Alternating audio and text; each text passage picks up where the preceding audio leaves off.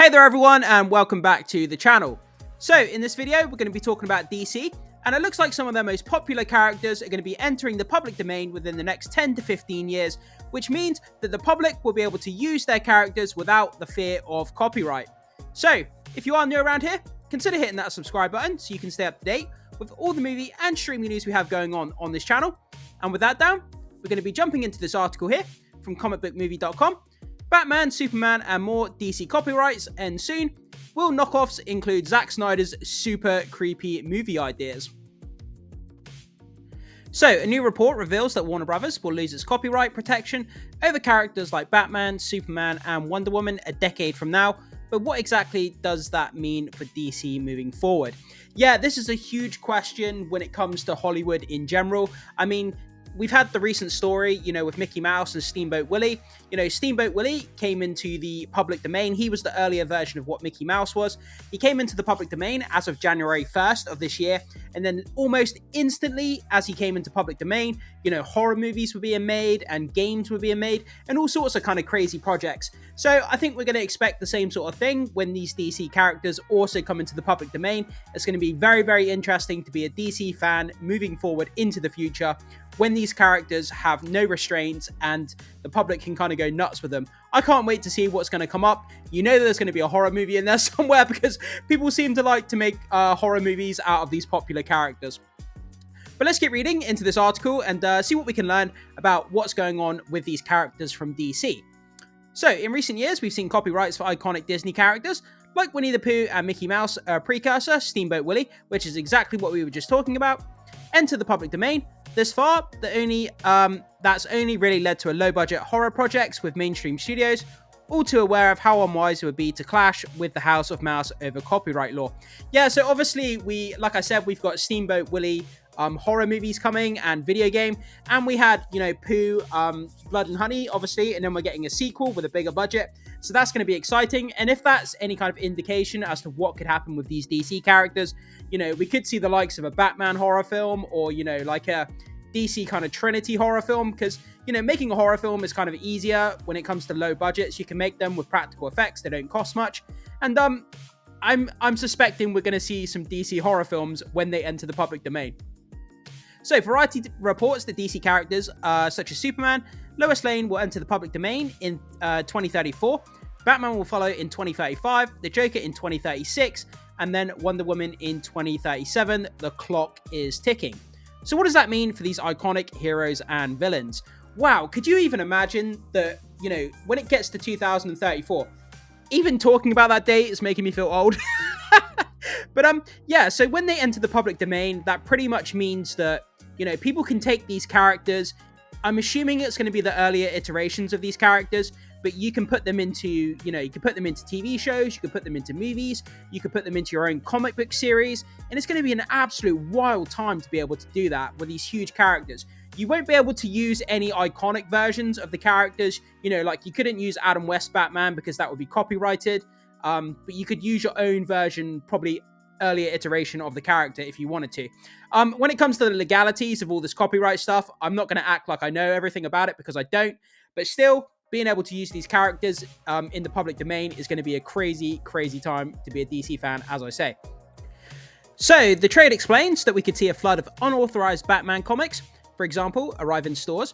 Movie producers would also be able to put their own spin on these heroes, similar to how we see endless iterations of Dracula and Robin Hood on screen. Initially, however, they'll only be able to make use of certain characteristics.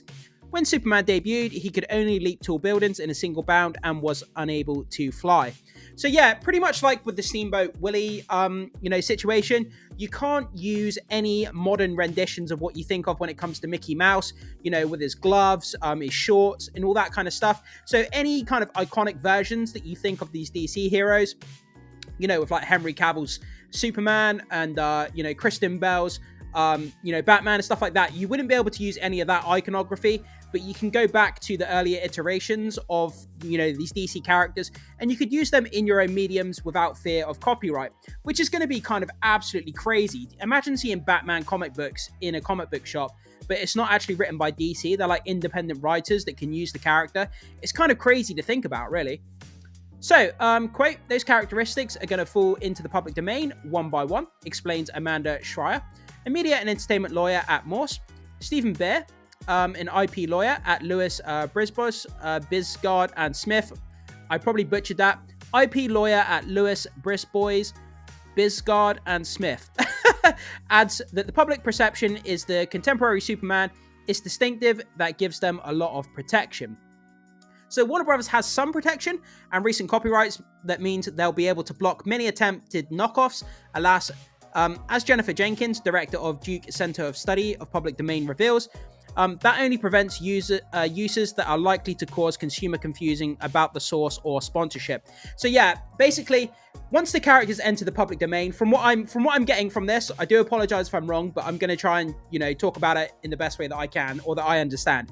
So it only prevents people from using, as I say, if you're trying to when they enter the public domain, if you try to use like a version of Superman that is really close to a version that Warner Brothers owns the copyright to, and then there may be a problem with doing that. Like I say, if you're using Christian Bale's Dark Knight, or if you're trying to use Henry Cavill's Superman, or trying to use a character that looks extremely similar, extremely alike, with any kind of iconic versions, then there's going to be a cause for copyright there. But if your version is distinct enough, different enough, and it's kind of original, then you'll be able to use that version in the public domain, if that makes sense.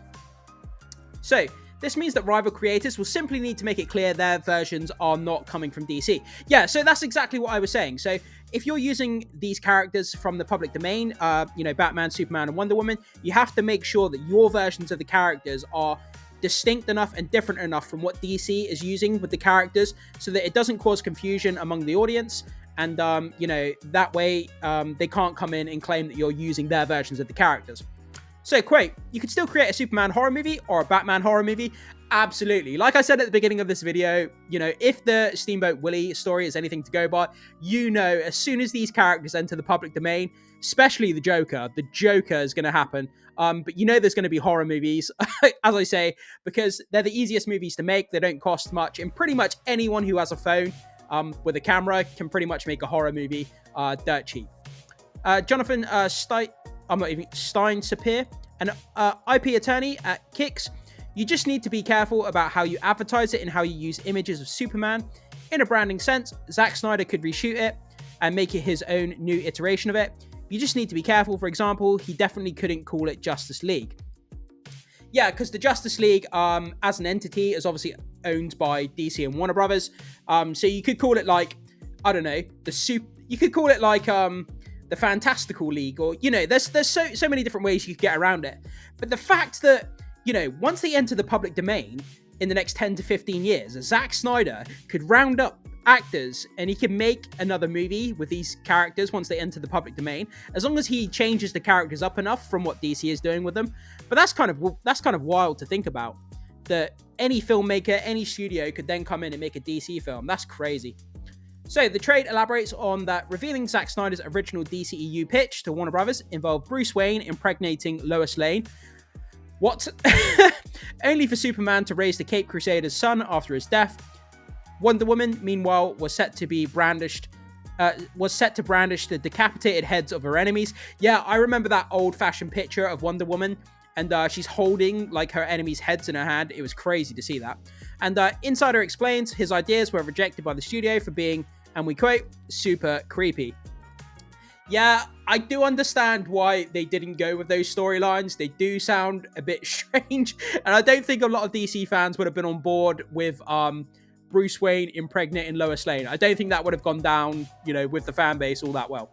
So as for what this means in the new DCU, the trade says, at a press event in 2023, CEO James Gunn noted that the next Superman film will introduce characters from The Authority, a comic series that launched in 1999, in part because the Superman copyright is about to expire.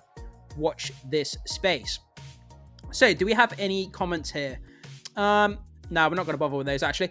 But, so, yeah, this is a wild time when it comes to these iconic characters, not just with DC, but with, Disney as well. And, anybody will be able to make versions, their own movie versions, their own comics, their own TV shows, as long as they're distinct enough from what DC is doing, as I keep saying. But it's absolute wild time to be a DC fan. In the next 10 to 15 years, what's going to happen with these iconic characters? Obviously, DC is still going to be making, movies based on their iconic versions of the heroes. That's still going to happen. Nothing's going to change in that regard. But I do think that their lawyers are going to have a job to clamp down on like really bad knockoffs and stuff. So I think there's going to be a lot of legal battles with that kind of stuff. And I think Disney are going to be doing that with the Steamboat Willie stuff as well. There's a lot of articles popping up about that recently. But guys, jump into the comment section. Let me know what you think about this. If you have access to a camera and you, and it's the year, 20, what is it? The year 20, it gets to the year 2034 and you have access to a camera, then you and your friends can make a Batman, Superman, or Wonder Woman movie if you feel like it, which is kind of crazy. But yeah, like I say, jump into the comment section, leave your thoughts, comments, and opinions. Can't wait to hear what you have to say about this. And thank you so much for watching. I will see you soon.